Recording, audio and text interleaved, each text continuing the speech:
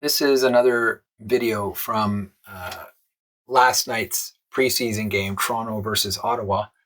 And in this example, Toronto has the power play 5-on-4.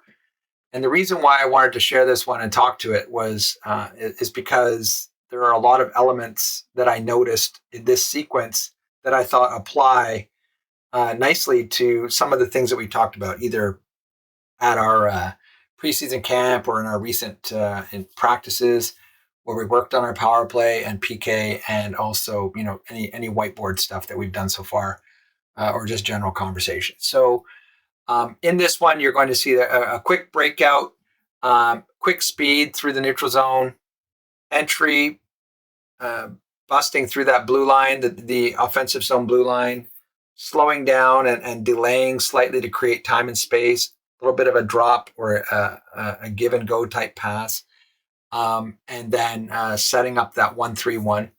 I'll comment a little bit on Ottawa's positioning in the throughout the situation, and then ultimately a little one-touch goal. I think you'll recognize the set play that I showed you at our last couple of practices ago at the end of our power play work.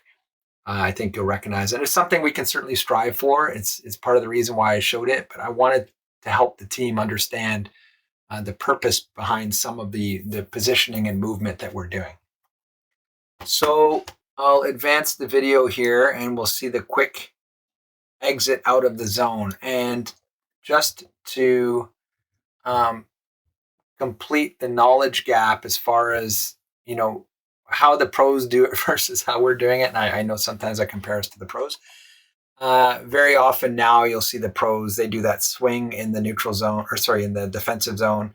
And as they enter the neutral zone, they do that drop pass to the trailing player. And if you're a Leaf fan, it would be like Riley or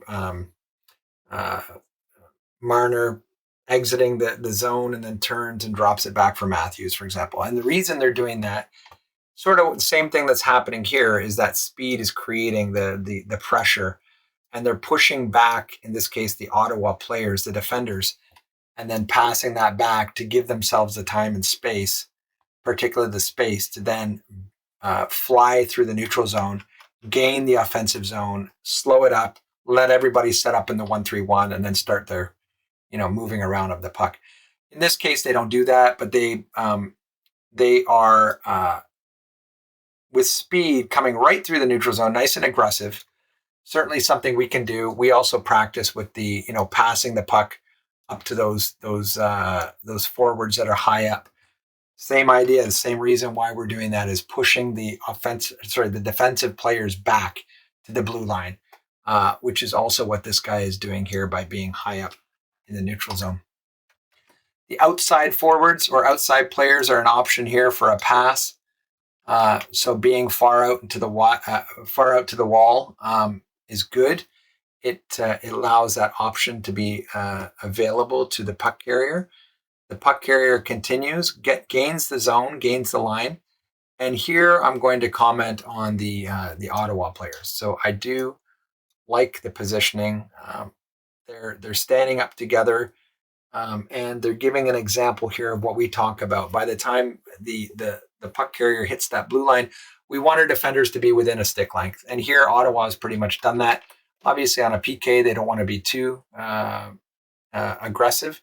A little more conservative, I think. There's more at stake. But in this case, he does try to swipe at it to give a little poke check. But the Toronto player sensing that pressure, and there's not too many like Connor McDavid who can thread the needle and drive right through. He senses that pressure and makes an evasive move and also a delay at the same time, slows down his advance. This little switch of direction gives a little bit more time and space as the Ottawa players are still backing up, and creates this opportunity over here, which you'll see in a moment. The Leaf players then gain the zone. They slow up a little bit and get into a strategic position. This guy here will become the bumper. Ultimately, this guy here will become the quarterback. And then this guy is ultimately going to continue down into the corner and become the net man. So I will continue here. You'll see he turns and he makes a nice little pass here to give it off. A little drop pass. and the players start to set up. He continues down into the corner. This guy becomes the bumper. He's going to turn and open up for a pass to be an option. Okay, and then there's obviously the quarterback up here coming into view. The Ottawa player here has two jobs. He's got to cover this guy. He's got to cover this guy. In this case, he commits to trying to cut off this pass. Whether that's a good or bad tactic, well, in this case, it doesn't work out for him. But I understand he's trying to take away, and he sees that as the more dangerous option. So he commits to that. He starts to move forward. I do like that he's got a stick there. It's tough to have your stick in two places. Coaches say, get big, get your stick in the lane. He is turning. He could make that forehand pass here, but he elects to make a one-touch pass, a pass here, which ultimately becomes a one-touch pass to the point. As he dishes the puck here, you'll see the player is nice and open. He's ready for the pass. One touch quickly to the point. Now, it's at this point that I want you to recognize what the net player is doing, this guy down here.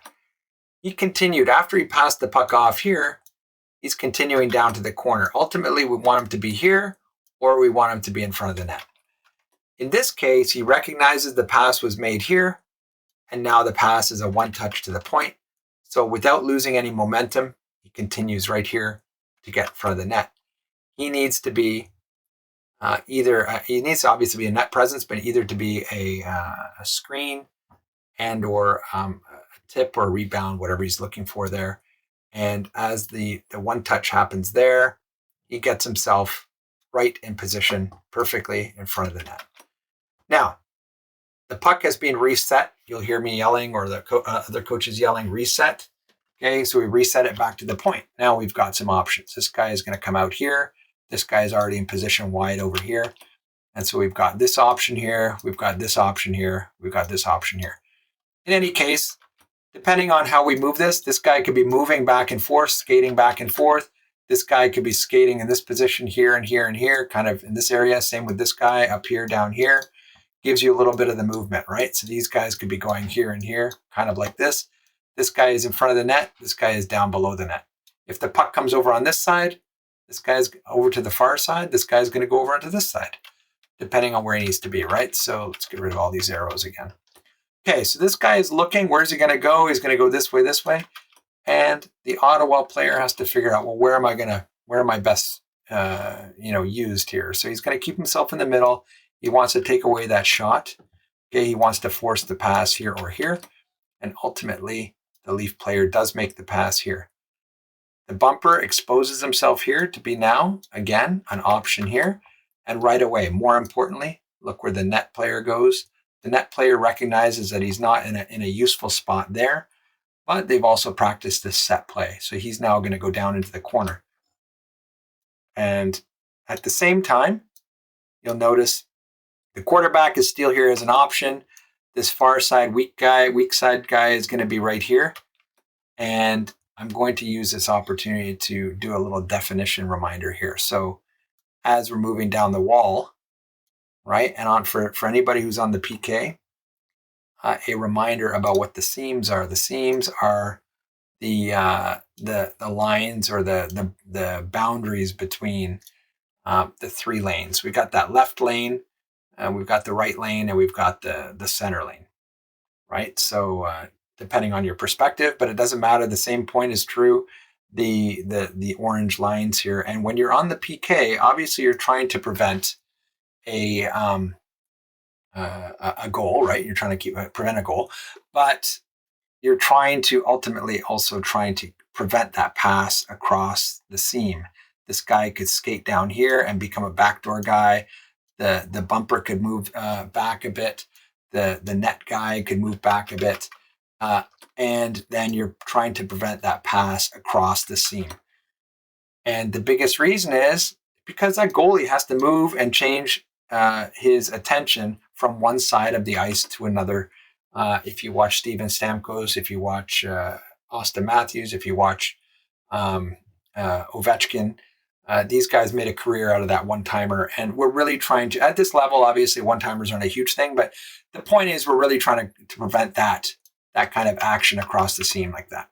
So I think Ottawa is doing a pretty good job here of trying to prevent that pass across. You'll see the player try to get in the lane or in the way, I should say, of stopping that pass across. And here, this Ottawa player in this example thinks there's going to be a shot or some kind of maybe pass over here. He doesn't know. So he starts to commit and change his body, his weight distribution.